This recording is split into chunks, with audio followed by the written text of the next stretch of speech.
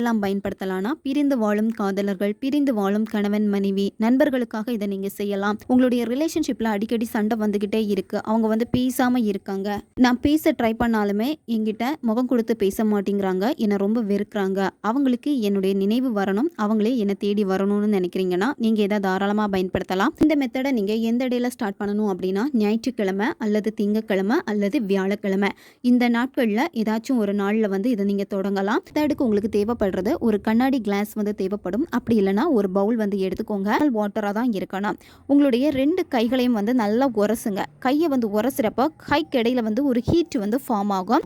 அது உங்களுடைய காந்த சக்தி. உங்களுடைய கைக்கு இடையில அந்த ஹீட் வந்து ஃபார்ம் ஆனதுக்கு அப்புறமா நீங்க என்ன பண்ணணும் அப்படின்னா, கொஞ்சமா மஞ்சள் எடுத்துக்கோங்க. அதுக்கப்புறமா கொஞ்சமா பச்சை கற்பூரம் எடுத்துக்கோங்க.